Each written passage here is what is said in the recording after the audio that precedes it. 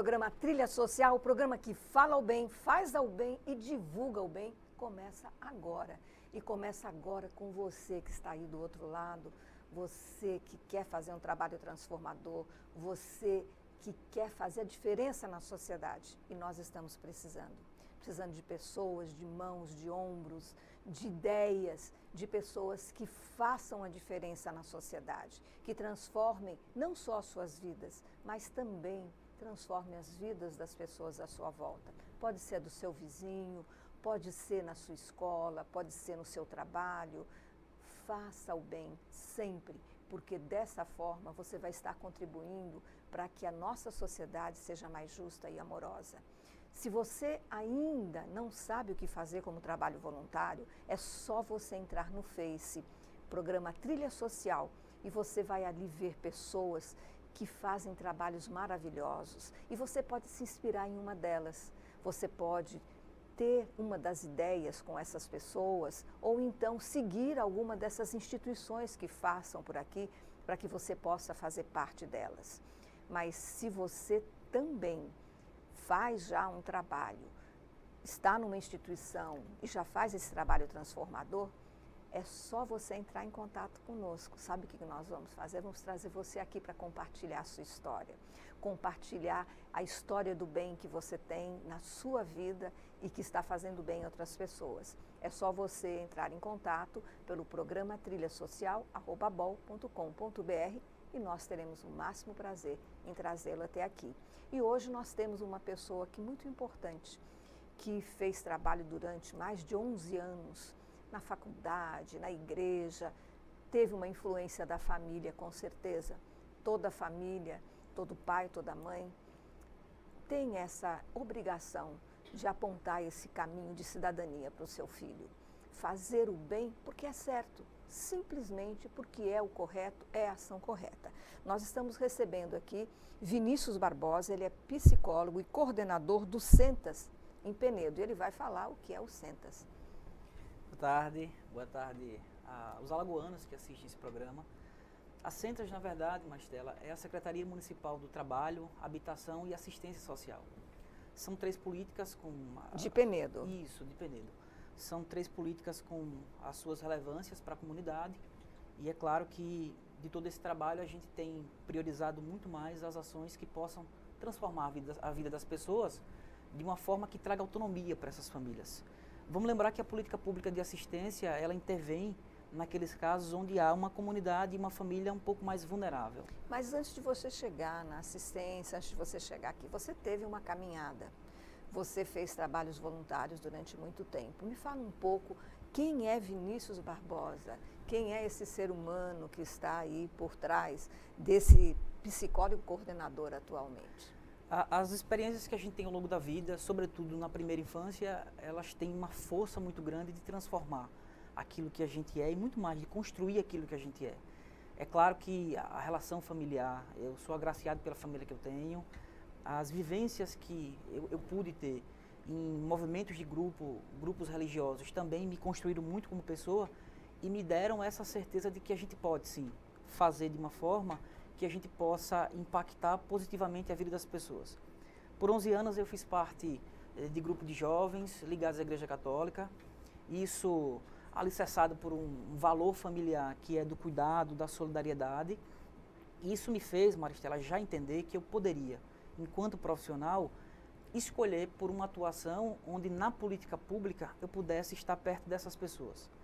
A partir daquele momento eu já descobria que era possível, como psicólogo, não somente na área clínica, mas também na intervenção nas políticas públicas, mudar um pouquinho o cotidiano daquelas pessoas, trazer para elas, contribuir para a vida delas de uma forma que elas pudessem ter autonomia e não necessitarem muito mais da gente dali para frente.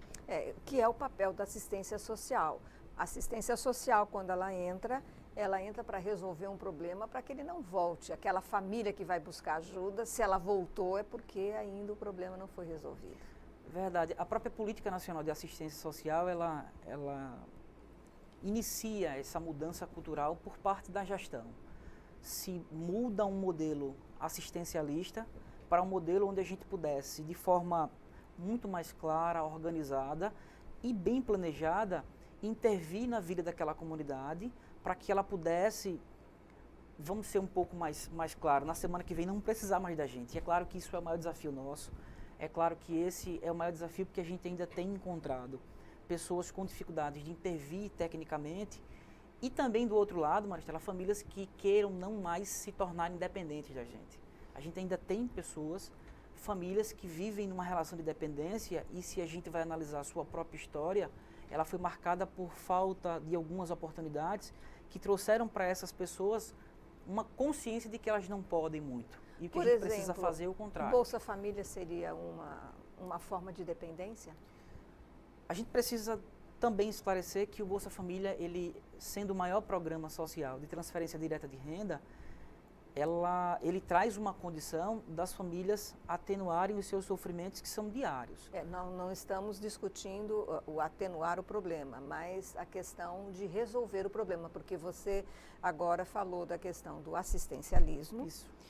Nós temos que sair do trabalho do assistencialismo para um trabalho transformador, ou seja, que transforme aquela vida para que ela não seja mais dependente.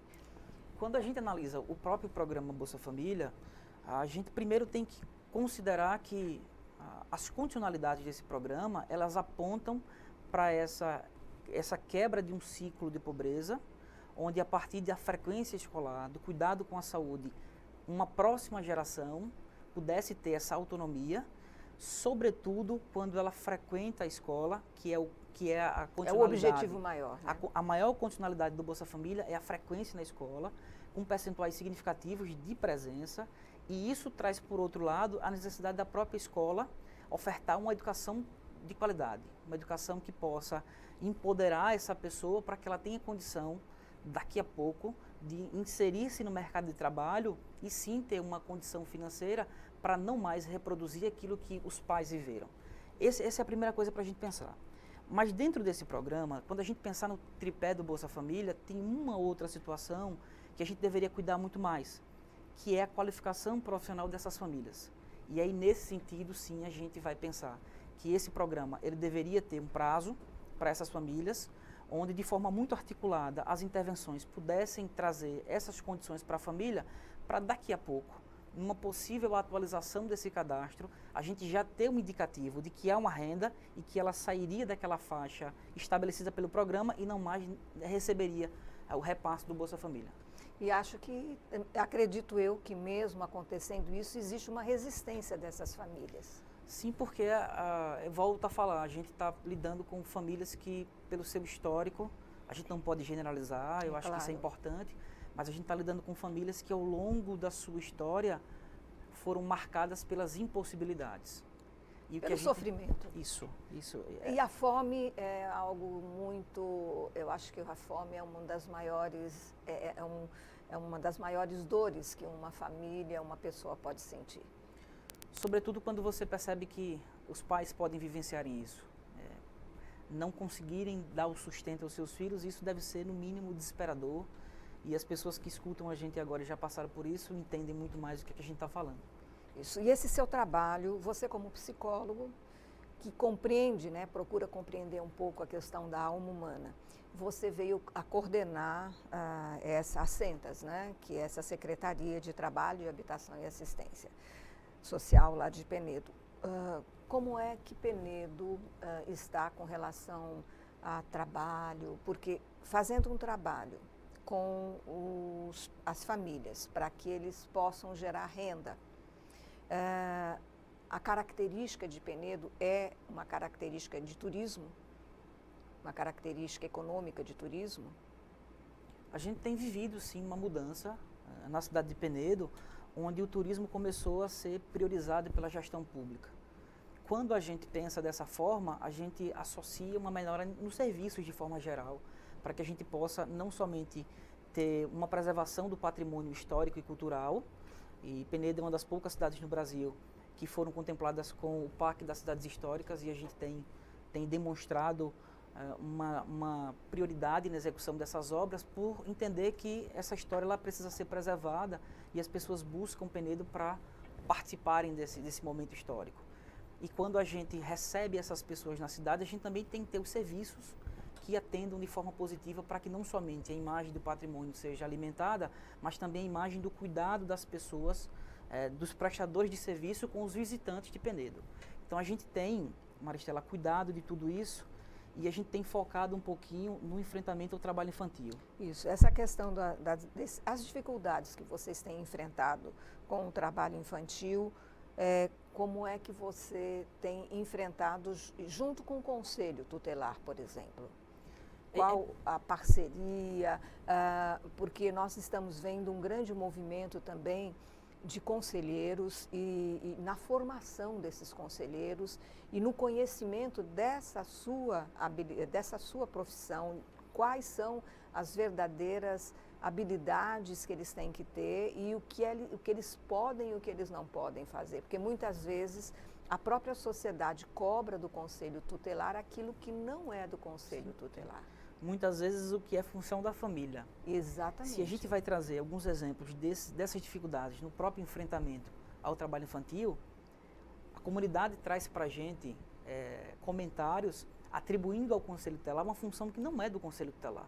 Por exemplo? Quando a gente escuta as pessoas falarem, onde é que está o conselheiro tutelar que não está retirando essa criança que está fazendo o trabalho de carrego, que é o que a gente chama nas regiões, na feira livre. Onde é que está o Conselho Tutelar? E a pergunta que a gente faz é, onde é que estão os pais? E em algumas situações, Maristela, os pais estão lá também.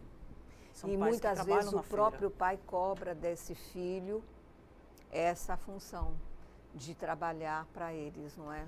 Uma coisa que a gente tem dito muito para as equipes nossas, para a comunidade de forma geral, é que a gente está falando de famílias que são pobres. A gente está falando de famílias que passam por necessidades. O que a gente precisa ter da comunidade é essa relação de parceria para que a gente entenda que a criança precisa ser cuidada de forma integral, que ela precisa vivenciar agora situações que possam desenvolver competências e habilidades para o mundo do trabalho, mas não só para isso, mas para a vida, e que ela vai se utilizar na hora certa. Nós temos muitos exemplos de pais que vivem numa condição de vulnerabilidade humilde, mas que fazem tudo para que seu filho acesse uma escola, tenha acesso a um projeto que tem na comunidade. Ele faz de tudo para que ele possa ascender, para que ele possa aprender, para que ele possa seguir uma vida melhor do que ele tem. E existe aquele pai que não tem consciência nenhuma, aqueles pais que não têm consciência nenhuma em colaborar com o seu filho para que ele cresça. Um dos instrumentos mais eficazes que nós temos na política pública de assistência são os serviços de convivência e fortalecimento de vínculo.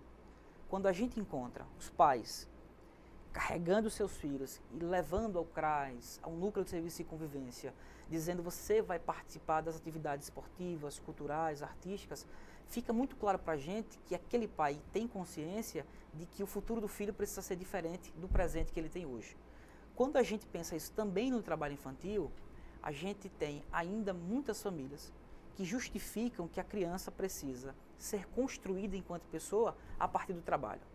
E o que a gente tem dialogado com essas pessoas, é claro, a gente não vai negligenciar a função do trabalho, mas a gente está dizendo muito claro para essas pessoas que agora é a hora da educação, das relações afetivas, do exemplo que o pai, que a mãe e que qualquer outro responsável por essa criança possa dar de valor, de princípio, para que ela possa ser construída agora e lá na frente, sim, poder se atribuir ao trabalho essa função que se tem. E ela saber que o trabalho é algo que vai dignificá-la. Nós vamos para um pequeno intervalo, o programa Trilha Social vai para um pequeno intervalo, nós voltamos já já, estou esperando você aqui com Vinícius Barbosa, nesse papo muito gostoso. Até já.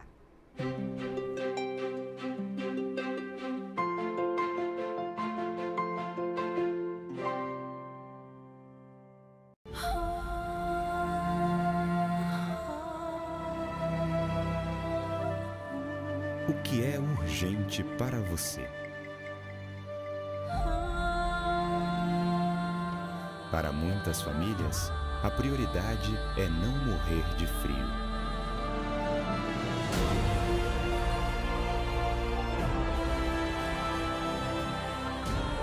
Eu agradeço todo mundo que está doando os cobertores por causa do frio, né? Para esquentar meus filhos, principalmente, né? A gente é pobre e nem sempre a gente tem dinheiro para comprar, né? Preciso da LBV, aqueceu o meu coração.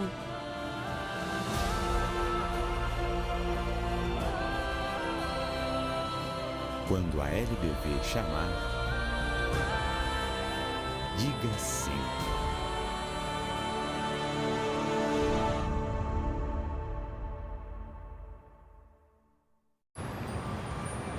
Quando fiquei sabendo que tinha tuberculose, imaginei, é o fim.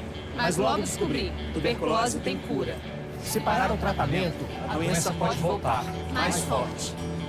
Família, amigos, profissionais de saúde, todos juntos contra a tuberculose. É bom saber que eu não estou sozinho.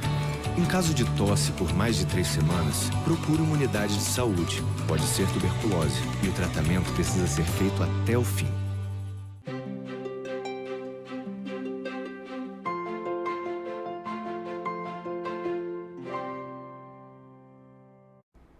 O programa Trilha Social volta agora desse pequeno intervalo. Nós estamos com Vinícius Barbosa, que é psicólogo e coordenador da Sentes e Penedo, e nós estamos falando das dificuldades para o enfrentamento ao trabalho infantil, mas o Conselho Tutelar tem atuado. Quais as alternativas que vocês têm utilizado para empoderar as famílias com relação ao Conselho Tutelar e com relação também aos direitos que eles têm e os caminhos que eles vão trilhar? O nosso plano municipal de ações estratégicas de enfrentamento ao trabalho infantil, ele tem se sustentado sobre 2 pilares. No primeiro, é uma garantia de um cuidado integral dessa criança. E do outro lado, como a gente pode identificar, como a gente pode trazer consciência e como a gente pode empoderar essas famílias de algumas competências que elas têm. Algumas existem e não se reconhecem como, mas outras é possível a gente desenvolver essas competências e habilidades. De um lado, a gente tem buscado identificar, junto com as equipes técnicas de CRAS, CREAS, o Conselho Tutelar tem sido um parceiro muito presente. A gente acredita que um problema como esse, a gente não consegue resolvê-lo sem articulação. Vocês têm alguma instituição, projetos sociais também, que fazem parceria com vocês? Se a gente pode pontuar algumas instituições em Penedo que fazem esse trabalho, se desse lado a gente tem esse cuidado integral à criança, a gente está falando de serviço de convivência, todas aquelas ações que podem contribuir com a proteção dessa criança e do adolescente, e a gente pode pontuar assim, algumas instituições que fazem esses trabalhos em Penedo. A gente tem instituições ligadas a religiões ou não, mas a gente tem em algumas áreas também vulneráveis, onde a gente por alguma razão não consegue chegar de forma tão efetiva, a gente tem instituições que podem nos ajudar. O Centro Juvenil Nossa Auxiliadora é um deles. A gente sabe do trabalho que eles têm realizado numa comunidade que é expressiva pela sua tradição cigana. A gente tem essa parceria com eles e a gente sabe o quanto eles são significativos naquela comunidade. E vocês fortalecem essas organizações? É importante que a gente faça isso. Eles, inclusive, são instituições que a gente estimula que componham o CMDCA, que é o Conselho Municipal dos Direitos da Criança e do Adolescente. Se o trabalho é relevante, elas precisam estar nessas instâncias que nos ajudam a pensar na política de proteção à criança e ao adolescente. Então, eles estão representando, eles têm um trabalho muito efetivo e todas as vezes que a gente pensa nessas ações que garantam a proteção, a gente não pode esquecer essas instituições. Então, o Conselho Tutelar ele é uma instituição parceira e relevante que a gente não pode deixá-las de fora desse trabalho. Assim como o CRAS, assim como o CREAS, assim como aqueles que respondem pelo antigo PET, que é o Núcleo de Serviço de Convivência, mas também de uma forma que a gente possa mostrar para essa família que a ação nossa não é uma ação punitiva, não é uma ação que retira a criança daquela condição do trabalho e a família, por alguma razão, sofre muito mais. O que a gente está dizendo a essas famílias é que, aderindo à proposta nossa, e se a gente identifica essa criança e adolescente e há uma inserção no serviço de convivência, por outro lado, a família agora passa a ter uma situação prioritária, onde a gente consegue identificar qual é o membro daquela família que, independente da sua escolaridade, poderia participar de um programa de formação profissional para que, de forma autônoma, se pudesse gerar renda. Qual é a garantia? A sua criança não vai participar desse processo, ela participa de outros processos. E a garantia da gente ensinar... Os pais participam do processo de um trabalho? A gente pode pensar de forma legal que o trabalho infantil ele é caracterizado como qualquer forma de trabalho onde seja inferior à idade mínima, que no Brasil seria 16 anos, salvo a condição de jovem aprendiz, que seria 14, Isso. 15, 16. Mas a partir dos 16 é possível que haja um trabalho desde que não esteja inserido nas piores formas de trabalho. Que não seja um trabalho insalubre, um trabalho perigoso, um trabalho noturno. Então, esses adolescentes que têm a partir dos 16, e eu até diria um pouquinho antes, a partir dos 14, eles precisam entrarem como uma prioridade nossa, porque a gente não pode esquecer que 14, 15, 16 já é uma idade onde já há um pouco mais de consciência sobre a necessidade que a sua família tem, e aquela ação, por mais que seja atrativa, ligada ao esporte, à atividade artística, cultural, já não é tão atrativa como a possibilidade de uma inserção no mercado de trabalho como jovem aprendiz, que poderia trazer renda para essa família. Não somente, Maristela, as instituições de Penedo, mas eu faço questão de ressaltar a parceria que a gente tem com a Superintendência Regional do Trabalho e Emprego, Leandro Carvalho, Railene, que coordena o FETPAT, que é um fórum de Alagoas que tem nos ajudado muito a pensar nessas ações, e são parceiros quando eles se aproximam das empresas que precisam cumprir a sua cota mínima de aprendizagem, a cota legal, notificam e partem para um diálogo. Acho que isso é o mais interessante, porque essa empresa ela não tem obrigação de contratar o jovem, obrigatoriamente o jovem que são de áreas vulneráveis. Ela tem a obrigação de contratar o jovem. O que a gente tem mostrado e sensibilizado essas empresas que têm obrigação de cumprir a cota legal é que se ela faz a contratação desse jovem que está numa condição de maior vulnerabilidade, ela está sendo muito mais socialmente responsável e que ela pode contribuir com a transformação daquela família, daquela comunidade. Com certeza, vai dar a essa criança, a esse jovem, a possibilidade de ter um futuro melhor. Verdade. Não é? E também dar um futuro melhor para a sua família. Como é que vocês estão fazendo para fortalecer o vínculo entre as famílias? Porque o vínculo do trabalho que vocês estão fazendo e também o vínculo desse pai, dessa mãe, que ainda não tem essa consciência de que tem que preservar essa criança do trabalho. Quando a gente encontra um pai ou uma mãe que ele fortalece que a criança precisa trabalhar, que é dessa forma que ele aprende a ser gente, que é dessa forma que ele precisa enfrentar a vida, a gente já Porque entende foi o que ele aprendeu, né? que alguma coisa aconteceu, que a educação não fez sentido para ele. E quando a gente analisa, todas as vezes que a gente identifica essa família, a gente busca aprofundar o conhecimento que a gente tem dessa para traçar um perfil socioeconômico. E até agora, a gente já tem uma identificação de 34 crianças que estão, por exemplo, nas feiras livres de Penedo. Nós temos duas, uma no Centro Histórico e uma na Santa Luzia, que é um outro bairro. E quando a gente analisa o perfil dessas famílias, os responsáveis familiares, na sua maioria, sequer concluiu o primeiro ciclo do ensino fundamental. Mal Isso quer sabem dizer ler e escrever. que eles não terminaram a antiga quinta série, que hoje é 6º ano.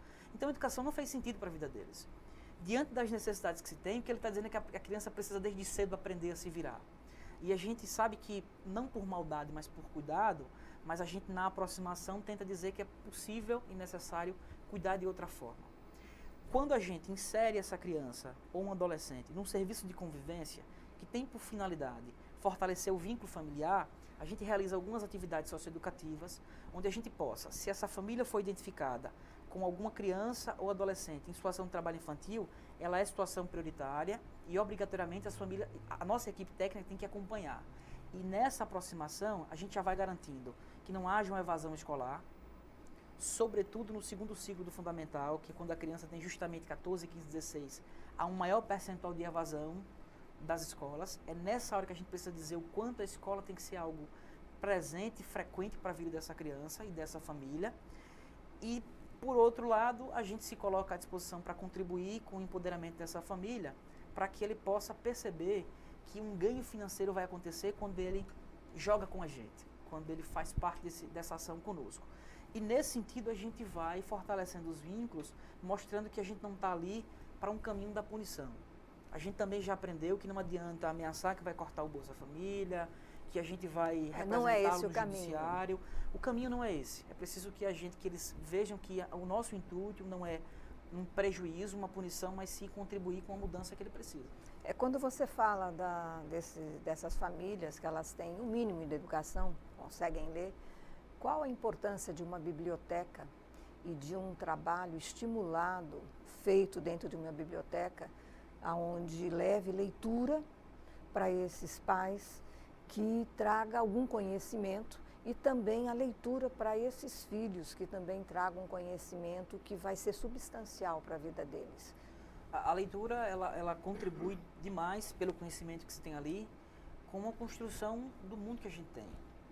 Isso fica muito mais difícil quando a gente tem o responsável familiar, que no seu histórico educacional foi marcado por evasões, por reprovações ou até pela pouca oportunidade. Vamos pensar e vamos lembrar que a educação, nesse modelo universal de acesso, ele é algo muito recente para a gente.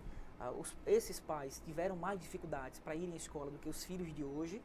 E quando a gente percebe algumas iniciativas, como aqueles projetos em que levam a malinha com os livros para casa, a gente fica imaginando o quanto aquilo muda a rotina dessa família. É importante também se pensar que tipo de leitura vai se levar para essa família, né? Algo que seja substancial também para o aprendizado deles, para o crescimento. E num livro você viaja.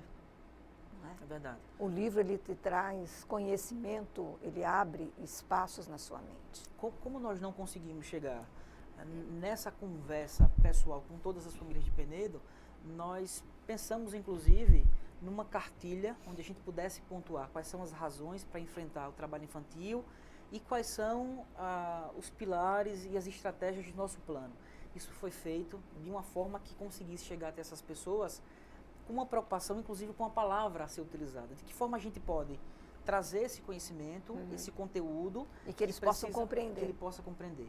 Então, quando a gente leva a equipe técnica para uma feira livre, a gente faz um trabalho de aproximação com a comunidade, onde a gente distribui a cartilha, onde a gente tem a possibilidade de trazer essa pessoa e dialogar um pouquinho com essa pessoa, mas deixa para que ela possa levar para casa e mostrar a quem está convivendo com ela, talvez o vizinho, aquela pessoa que ela conheça, mas a gente considera que esse trabalho de enfrentamento também precisa ser feito numa articulação muito maior com a educação.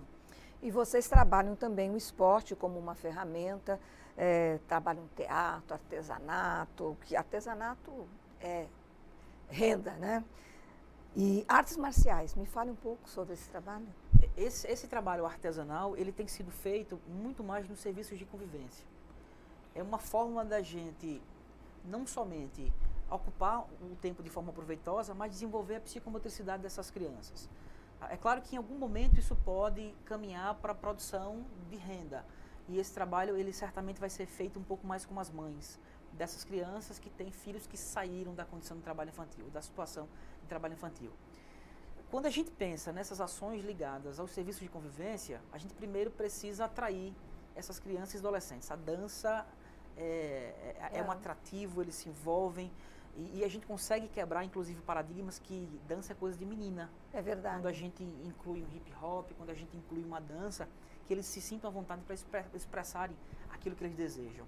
E quando a gente tem pensado na ampliação desses serviços, aí agora para 2018 a gente está inserindo a arte marcial, porque a gente sabe que pelas vivências que tiveram... A agressividade, ela é captada. Primeiro que ela é inata ao ser humano, mas como a gente lidar com ela é o desafio. Como direcionar essa agressividade para que ela seja produtiva. Isso, como a gente manter equilíbrio diante das situações da vida, porque quando essa criança vivencia nas suas situações cotidianas, sempre a agressão pela agressão, ela entende que é a única forma de responder aquilo que ela sente, aquilo que ela sofre. Então, a arte marcial vai ser parte, sim, desse trabalho. O programa Trilha Social está chegando no seu final. Eu gostaria que você deixasse uma pequena mensagem para o nosso público. É preciso que a gente entenda que a comunidade ela é parte indispensável nesse enfrentamento do trabalho infantil. Quando a gente alimenta argumentos como é preciso aprender pelo trabalho, se a gente retirar, a família vai sofrer um pouco mais, a gente deixa de cuidar do presente e do futuro dessa criança. Então, se a gente intervir agora, a gente vai ter uma geração com outras oportunidades, de uma forma que o impacto do problema social seja visto de uma forma muito menor na vida dessas pessoas. Muito obrigado pela sua presença, Vinícius Barbosa. O programa Trilha Social, o programa que fala o bem, faz o bem e divulga o bem, volta semana que vem e eu vou estar esperando você aqui sempre com novidades para que a gente possa ter uma sociedade melhor. Até lá!